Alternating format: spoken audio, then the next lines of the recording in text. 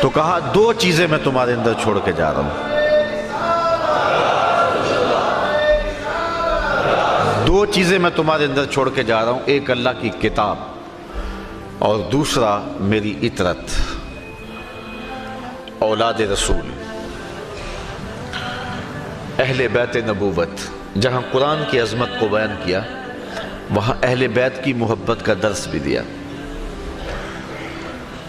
حضرت اسامہ بن زید بن حارثہ رضی اللہ تعالیٰ عنہ روایت کرتے ہیں، یہ حضور کے منہ بولے بیٹے حضرت زید کے فرزند ہیں اور حضور ان سے بڑا پیار کرتے تھے۔ سیدہ عائشہ رضی اللہ تعالیٰ عنہ فرماتی ہیں کہ حضرت اسامہ کی ناک بہہ رہی تھی اور حضور علیہ السلام نے ہاتھ آگے بڑھایا تو میں نے عرض کی حضور آپ رہنے دیں میں صاف کر دیتی ہوں، تو حضور نے فرمایا عائشہ اسامہ سے میں پیار کرتا ہوں تو بھی پیار کیا کر۔ اور تاریخ میں یہ منظر ہم نے دیکھا کہ ایک زانو پہ حضرت حسن بیٹھے ہوتے اور دوسرے زانو پہ حضرت اسامہ بیٹھے ہوتے۔ حضرت اسامہ بن زید رضی اللہ تعالیٰ عنہ حضور کی بارگاہ میں جب جی چاہتا حاضر ہو جاتے۔ کہتے ہیں ایک دن رات کا کچھ حصہ بیت چکا تھا اور میں حضور کی خدمت میں حاضر ہوا۔ صحابہ اپنی حاجتیں لے کر حضور کی چوکھٹ پہ جایا کرتے تھے۔ یہ فتنہ بعد میں پیدا ہوا کہ نبی سے نہیں مانگنا چاہیے، امریکہ سے مانگ لیں نبی سے نہ مانگے۔ ایک تو یوں تے ہیں میریاں آساں دا سہارا، دس کنوں کراں جے تینوں نہ کراں یاد۔ تو صحابہ حاجتیں لے کر اس دہلیز پہ جایا کرتے تھے اور ان کی حاجتیں پوری ہوا کرتی تھیں۔ کہتے ہیں فی بعد الحاجہ، مجھے کوئی حاجت تھی میں حضور کی بارگاہ میں حاضر ہوا۔ صحابہ کی عادت یہ تھی کہ حضور کے دروازے پہ دستک نہیں دیتے تھے، دہلیز کے ساتھ لگ کے بیٹھ جاتے اور درود پڑھتے رہتے۔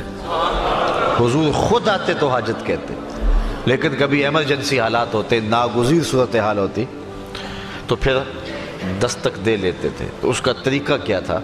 امام بخاری نے لکھا ہے کانت تکرہ ابواب النبی بالاظافر، جب دستک دینے کی نوبت آ ہی جاتی تو صحابہ اپنی انگلیوں کے پوروں کے ساتھ دستک دیتے تھے۔ ملا علی قاری علیہ رحمہ اس حدیث کی شرح میں لکھتے ہیں کہ انگلیوں کے پوروں سے دستک دینے کا مفہوم کیا ہے؟ تو بڑی خوبصورت تشریح آپ نے کی۔ فرماتے ہیں اے دربن خفیفن و دکن لطیفن تعظیمن و تکریمن و تشریفن، یہ سب کچھ حضور کی عزت افزائی کے لیے تھا۔ ساغر نے کہا تھا نا میں نے پلکوں سے در یار پہ دستک دی، یہ اس کا شاعرانہ تخیل ہے، اس نے عملاً در حبیب پہ یوں دستک نہیں دی ہوگی، لیکن صحابہ نے تو دے کے دکھائی نا، میں نے پلکوں سے در یار پہ دستک دی ہے، میں وہ سائل ہوں جسے کوئی صدا یاد نہیں۔ تو صحابہ حضور کی دہلیز پہ دستک دینے کی نوبت آتی تو انگلیوں کے پوروں سے۔ اسامہ نے دستک دی، حضور تشریف لے آئے۔ رات کا ایک حصہ بیت چکا تھا، حضور نے چادر اوڑی ہوئی تھی۔ کہتے میں نے حاجت کی حضور نے پوری کر دی، لیکن ایک منظر میں نے دیکھا کہ جو حضور نے چادر اوڑی ہے، جس چادر کی حضور نے بکل کی ہوئی ہے، وہ دائیں بائیں سے ابھار میں ہے اور ایسے لگتا ہے جس طرح حرکت بھی ہے۔ مجھ سے نہ رہا گیا، میں نے پوچھ لیا، میں نے کہا حضور چادر کے اندر کیا ہے؟ حضور نے کچھ بتلانے کے بجائے فکاشفہ، چادر کھول ہی دی، فائز الحسن والحسین علی ورقہ، تو ایک پہلو سے امام حسن لپٹے ہوئے تھے، ایک پہلو سے امام حسین لپٹے ہوئے تھے۔ حضور نے فرمایا یہ میرے بیٹے ہیں، یہ میری بیٹی کے بیٹے ہیں، اے اللہ میں ان سے پیار کرتا ہوں، تو بھی ان سے پیار کر، اور جو ان سے پیار کرے مالک اس سے بھی پیار کر۔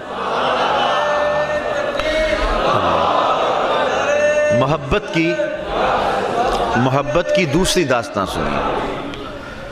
حضرت حذیفہ بن یمان رضی اللہ تعالیٰ عنہ صاحب و سر رسول اللہ، حضور کے رازدان، حضور نے جب راز کی بات کہنی ہوتی تو حضرت حذیفہ کو کہتے، اور صحابہ دیکھتے کہ کس جنازے میں حضرت حذیفہ شامل ہیں۔ جس جنازے میں حضرت حذیفہ شامل ہو جاتے بلا دھڑک شامل ہوتے کہ یہ کسی منافق کا جنازہ نہیں، مومن کا جنازہ ہے، چونکہ حضور نے ان کو بتایا ہوا تھا کہ مومن کون ہے اور منافق کون ہے۔ حضرت حذیفہ رضی اللہ تعالی عنہ حضور کے رازدان، مسجد نبوی سے کچھ فاصلے پہ گھر تھا۔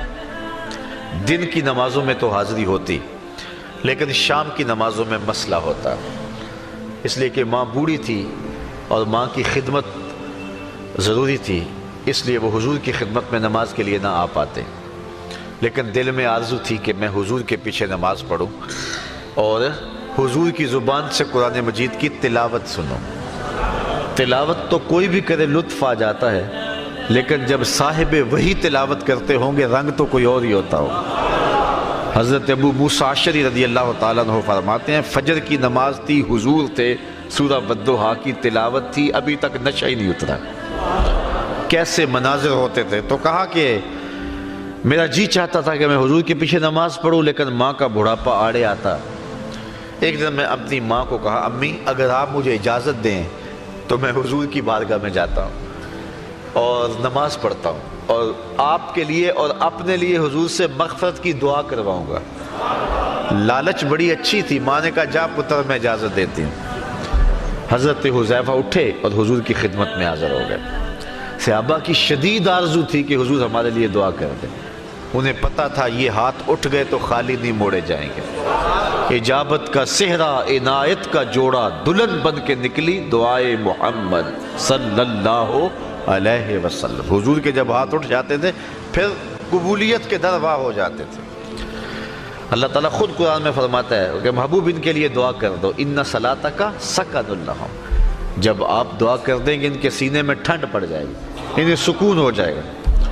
حضور کی عادت یہ تھی کسی کے ہاں تشریف لے جاتے تو دروازے پہ دستک دیتے اور بلند آواز سے کہتے السلام علیکم، اگر جواب آیا تو ٹھیک، ورنہ دوسری مرتبہ السلام علیکم، جواب آیا ٹھیک، نہیں تو تیسری مرتبہ، 3 مرتبہ بھی جواب نہیں آیا تو حضور واپس تشریف لے جاتے تھے۔ اور ادب یہی ہے، کسی کے ہاں دستک دو، 1 بار 2 بار 3 بار، جواب نہیں آیا تو پھر کبھی صحیح۔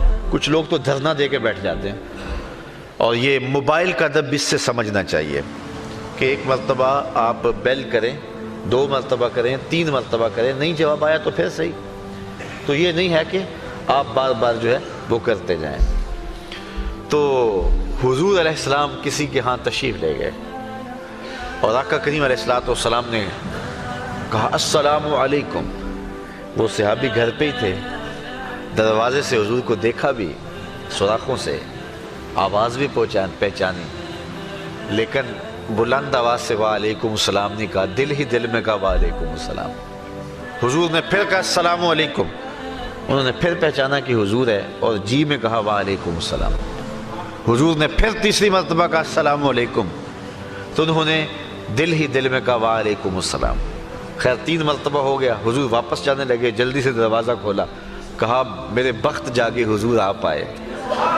فرمایا میں تو 3 مرتبہ سلام کہا، جواب نہیں آیا تو جا رہا ہوں۔ عرض کی حضور میں نے 3 بار ہی جواب دیا ہے، لیکن میں کثرت ہولے ہولے بولتا رہا، میری آرزو یہ تھی حضور بار بار مجھے سلامتی کی دعا دیتے رہے، السلام علیکم تیرے اوپر سلامتی ہو، السلام علیکم تیرے اوپر سلامتی ہو۔ میں چپ تھا کہ حضور بار بار کہتے رہے، بار بار مجھے دعا دیتے رہے، تو ان کی شدید آرزو تھی کہ حضور دعا کریں۔ کہتے ماں کو میں نے کہا کہ امی میں حضور کی خدمت میں جاتا ہوں، آپ کے لیے اور اپنے لیے مغفرت کی دعا کرواتا ہوں۔ میں حاضر ہو گیا حضور کی خدمت میں، مغرب کی نماز پڑھی، سلام پھرا تو آرزو تھی کہ کوئی لمحے مل جائیں تو عرض کروں، لیکن ایسا حضور مشغول ہوئے عبادات میں کہ عشاء کی نماز کا وقت ہو گیا اور میں عرض نہ کر سکا۔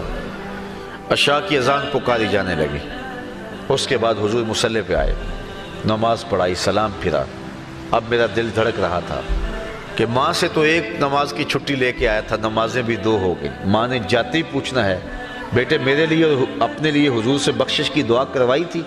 تو میں تو نہیں کروا سکا، ماں کو کیا جواب دوں گا۔ اب میں اس خیال میں تھا کہ کوئی ایک لمحہ مل جائے اور میں حضور سے عرض کر دوں حضور میرے لیے اور میری ماں کے لیے مغفرت کی دعا کر دیں، میں تو اسی لیے آیا ہوں۔ لیکن حضور اٹھے مصلی سے اور کاشان انور کی طرف چل دیے۔ جن لوگوں نے مسجد نبوی کی زیارت کی ہے نگاہوں میں منظر آ گیا ہوگا کہ مصلی سے حجرہ عائشہ کا فاصلہ کتنا ہے۔ تو حضرت حذیفہ کہتے جب حضور چلے نا تو غیر ارادی طور پہ میرے قدم بھی اٹھ گئے اور میں بھی حضور کے پیچھے چلنے لگا، اور قدم تھوڑے سے تیز ہو گئے تو آواز بھی پیدا ہو گئی۔ تو حضور نے فرمایا من ھذا، میرے پیچھے کون آ رہا ہے؟ پھر خود کہا حذیفہ تو نہیں؟ کل تو نام، میں نے کہا جی جی حضور میں حذیفہ ہوں۔ اب دل دھڑک رہا تھا ایک لمحے کے لیے حضور رک جائیں، رخ پھیریں اور میں عرض کری حضور میرے لیے اور میری ماں کے لیے مغفرت کی دعا کر رہے ہیں۔ حضور نے فرمایا من ھذا کون ہے؟ حذیفہ تو نہیں ہے۔ کل تو نام، میں نے کہا جی حضور میں حذیفہ ہوں۔ تو حضور نے فرمایا ما حاجتوں کا غفر اللہ لک ولامک، اللہ تجھے بخش دے، تیری ماں کو بخش دے، کیا کام ہے؟ کس لیے آئے ہو؟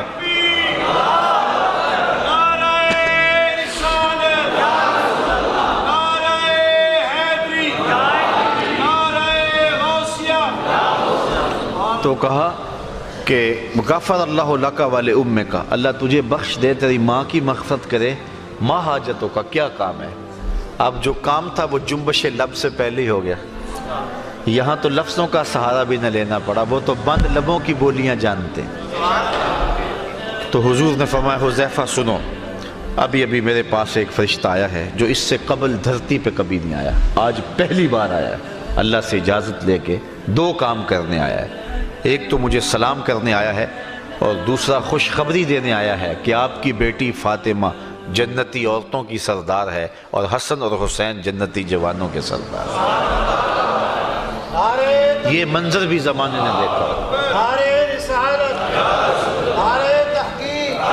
یہ منظر بھی زمانے نے دیکھا کہ حضرت حسین ابن علی کبھی حضور کے کندھوں پہ سوار ہے اور کبھی حضور اپنا لعاب ان کے منہ میں رکھ رہے ہیں، اپنی زبان ان کے منہ میں دے رہے ہیں، اور یہ منظر بھی زمانے نے دیکھا کہ حضور علیہ السلام ممبر پہ خطبہ دے رہے ہیں اور حسنین کریمین سرخ جوڑے پہنے ممبر کی طرف بڑھ رہے ہیں، کبھی کھڑے ہوتے ہیں کبھی گر جاتے ہیں، تو آقا کریم خطبہ چھوڑ کے ان کو تھامنے کے لیے چلے جاتے ہیں۔ یہ منظر بھی زمانے نے دیکھا کہ حضور سجدے میں ہیں اور حسین ابن علی آ کے پشت پہ بیٹھ جاتے ہیں اور آقا کریم سجدے کو طول دیتے ہیں، اتنا طول دیتے ہیں کہ حسین اپنی مرضی سے نیچے اتر جاتے ہیں۔ اللہ اکبر، نماز کو سجدے کو لمبا کر رہے ہیں کہ حسین کی دل جوئی ہو رہی ہے کہ وہ کہیں گر نہ جائے۔ آج یہ کہا جاتا ہے صرف ہمت بسوئے شیخ و امثال آز معظمین گو بجناب رسالت ما بچندی بدتر از